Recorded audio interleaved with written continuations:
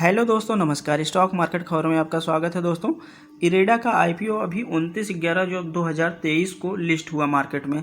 जिनको IPO allotment मिला होगा उनके लिए अच्छी बात है, उनको बधाई, क्योंकि उनको प्रॉफिट देखने को मिल रहा होगा। लेकिन जिनका आईपीओ नहीं लगा होगा वो लोग ओपन मार्केट में खरीदने के लिए सोचते हैं।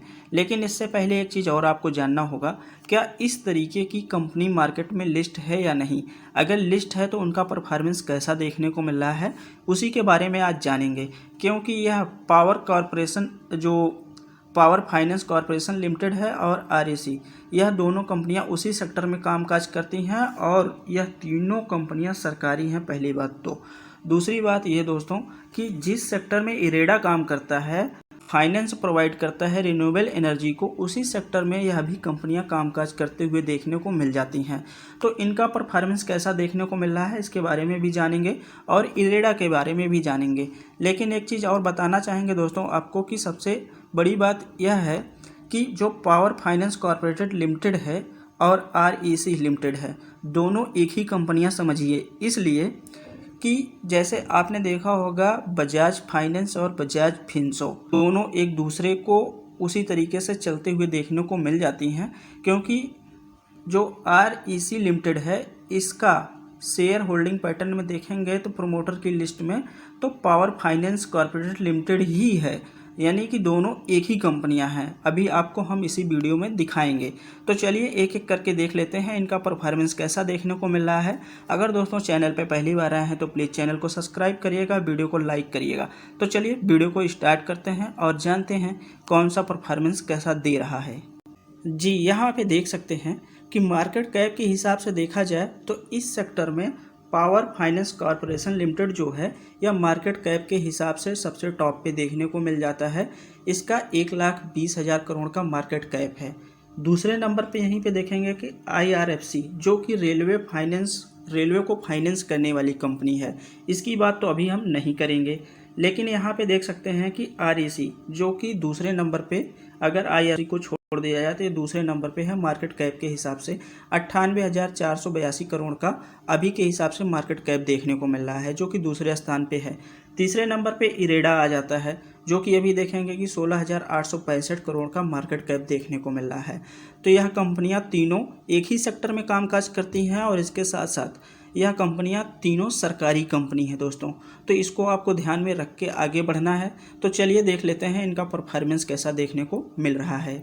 अभी हम आ गए हैं पावर फाइनेंस कॉरपोरेटेड लिमिटेड के ऊपर। तो यहाँ पे देख सकते हैं इसका अगर मैक्सिमम चार्ट पैटर्न खोल के देखेंगे ऑल टाइम का तो 719% का रिटर्न देखने को मिल रहा है।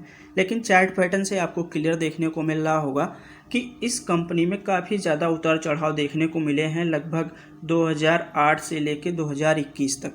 2021 के बाद इस कंपनी में काफ़ी अच्छा तेज़ी देखने को मिली है कुछ इस तरीके से, और अभी यह कंपनी अपने टॉप पे देखने को मिल रही है दोस्तों।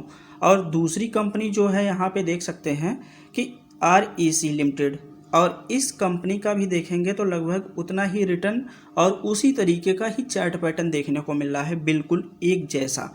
ऐसा लग रहा है कि दोनों एक ही कंपनी का चार्ट पैटर्न है, क्योंकि जैसे उसमें तेज़ी देखने को मिली जब, उसी समय इसमें भी तेज़ी देखने को मिली। यहाँ पे देख सकते हैं दोनों का चार्ट पैटर्न एक जैसा देखने को मिल रहा है। पावर फाइनेंस एंड आरईसी में देखेंगे तो इसी तरीके का चार्ट पैटर्न देखने को मिल रहा है दोस्तों। अब हम बात करेंगे यहाँ पे इरेडा का। इरेडा का देख सकते हैं कि यहाँ पे अच्छी खासी लिस्टिंग गेन देखने को मिली। जिनका आईपीओ लगा होगा दोस्तों तो अभी उनका जो है 5 दिन का चार्ट पैटर्न देखेंगे तो 23% का रिटर्न देखने को मिल रहा है।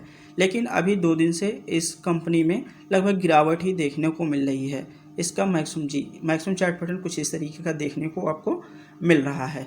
तो चलिए अभी देख लेते हैं इन कंपनियों के फंडामेंटल्स कैसे देखने को मिल रहे हैं, और आपको शेयर होल्डिंग पैटर्न में आरईसी का जो है पावर कॉरपोरेशन लिमिटेड में दिखाएंगे किसकी होल्डिंग देखने को मिल रही है।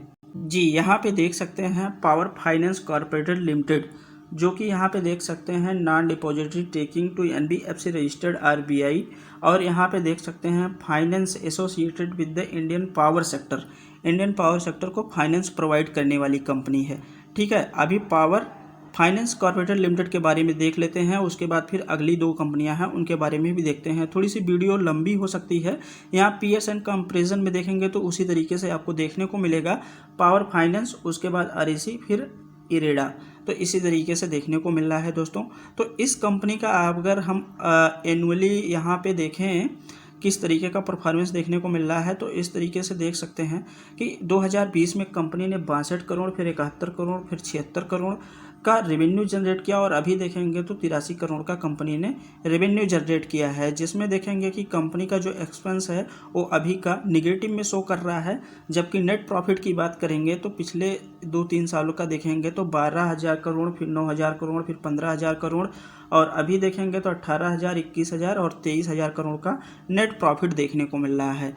चलिए थोड़ा सा नीचे आ जाते हैं और हमें देखने को मिलेगा कि कंपनी का जो रिजर्व है 89 करोड़ के आसपास देखने को मिल रहा है, 89,000 करोड़ का रिजर्व देखने को मिल रहा है, और बोरिंग देखेंगे तो 8 लाख का बोरिंग देखने को मिल रहा है। तो इस तरीके का कुछ परफॉर्मेंस देखने को मिल रहा है दोस्तों। जबकि अभी यहीं प्रोमोटर की लिस्ट में आपको शेयर होल्डिंग पैटर्न में दिखाएंगे, तो यहाँ पे देख सकते हैं कि प्रेसिडेंट ऑफ इंडिया के अंडर में 55% की या 56% की होल्डिंग देखने को मिल रही है। और इसमें देख सकते हैं एफआईएस, डीआईएस और पब्लिक भी अच्छा खासा माल खरीद के रखा है, जो कि एफआईएस 16% के आसपास देखने को मिल रही है, और डीआईएस यहाँ पे 17% के आसपास, पब्लिक 9% है। चलिए अगली कंपनी, ये तो हो गया पावर फाइनेंस कॉर्पोरेशन लिमिटेड। तो अगली कंपनी के बारे में आपको हम बताते हैं दोस्तों। अगली कंपनी ये है दोस्तों, देख सकते हैं यहाँ पे REC, जो कि सेंट्रल पब्लिक सेक्टर, यानी कि ये भी अंडरटेकिंग ऑफ मिनिस्ट्री पावर के अंडर में आती है। और यहाँ पे देख सकते हैं ये भी बताया गया है कि पावर सेक्टर को फाइनेंस प्रोवाइड करती है, फाइनेंस प्रोजेक्ट को ये फाइनेंस प्रोवाइड करती है दोस्तों। तो इसका भी परफॉर्मेंस आइए आपको दिखा देते हैं किस तरीके का। जी अभी प्रॉफिट एंड लॉस के ऊपर आ गए हैं, तो हमें यहाँ पे देखने को मिलेगा कि इसका भी परफॉर्मेंस कुछ उसी तरीके का देखने को मिल रहा है, 13,000, 17,000, 20,000, और अभी लास्ट में देखेंगे तो लगभग 39, 40, 42 के आसपास देखने को मिल रहा है सेल्स। जबकि नेट प्रॉफिट की बात करेंगे तो इसका भी 10,000, 12,000 के रेंज में नेट प्रॉफिट देखने को मिल रहा है। इसके शेयर होल्डिंग पैटर्न में आ जाते हैं, तो आपको हम दिखाते हैं दोस्तों कि इसके अगर प्रमोटर लिस्ट में देखेंगे तो यहाँ पे आपको देखने को मिलेगा कि यहाँ पे देखिए प्रेसिडेंट ऑफ इंडिया के आगे 0 लिखा हुआ है, लेकिन यहीं पर पावर फाइनेंस कॉर्पोरेशन लिमिटेड के आगे देखेंगे तो 52% की होल्डिंग होल्ड करता है REC को पावर फाइनेंस कॉर्पोरेशन लिमिटेड। यानी कि ये दोनों कंपनियां एक ही हैं, जैसे बजाज फिनसो और बजाज फाइनेंस दोनों एक तरीके से, इसी तरीके से इनका चार्ट पैटर्न भी उसी तरीके से देखने को मिल रहा है दोस्तों। यहाँ भी एफआईएस लगभग 20-21% के आसपास, और डोमेस्टिक जो है 14%, और पब्लिक यहाँ 12% के आसपास देखने को मिल जाती है। तो कुछ इस तरीके की ये मान के चल सकते हैं कि ये दोनों कंपनियाँ एक ही सेक्टर की हैं और एक ही जैसी हैं, क्योंकि यहाँ पे जो REC में पावर फाइनेंस कॉर्पोरेशन लिमिटेड ही इस कंपनी को होल्ड करती है 52%, यानी कि इसका सारा हक इसी के पास है। तो इस तरीके का परफॉर्मेंस देखने को मिल रहा है। और जबकि अभी आपने देखा होगा इरेडा में, तो यहाँ पे भी आपको देखने को मिल जाएगा कि ये भी पावर सेक्टर को ही प्रोवाइड करती है, फाइनेंस प्रोवाइड करती है। तो आप समझ सकते हैं कि ये तीनों एक ही सेक्टर में हैं, तीनों सरकारी कंपनियां हैं। वो दोनों कंपनियां एक ही समझ सकते हैं, क्योंकि उसका जो शेयर होल्डिंग पैटर्न में देखेंगे तो पावर कॉर्पोरेशन लिमिटेड ही होल्ड करती है उस कंपनी को। तो कुछ इस तरीके के परफॉर्मेंस देखने को मिल रहे हैं दोस्तों। तो आपका फाइनल डिसीजन होना चाहिए कि आप किस कंपनी के साथ जाना चाहते हैं, क्योंकि रिन्यूएबल सेक्टर जो आने वाले समय में काफ़ी अच्छा परफॉर्मेंस करने वाला है, और अच्छा खासा सब तरफ उनका ही बोलबाला देखने को मिल रहा है। तो इस कंपनी का भी अगर प्रॉफिट एंड लॉस में रेवेन्यू देखेंगे तो अभी छोटी कंपनी है, तो उसी तरीके से यहाँ पे देख सकते हैं कि 2,2300, 2,600, 2,800 का रेवेन्यू जनरेट कर रही है। और यहीं पे अगर इस कंपनी का नेट प्रॉफिट देखेंगे तो अभी 250, 215, 346 और 600, 865 करोड़ का कंपनी यहाँ नेट प्रॉफिट शो कर रही है। तो कुछ इस तरीके का परफॉर्मेंस देखने को मिल रहा है दोस्तों। तो अब फाइनल डिसीजन आपका होना चाहिए के साथ जाना चाहिए।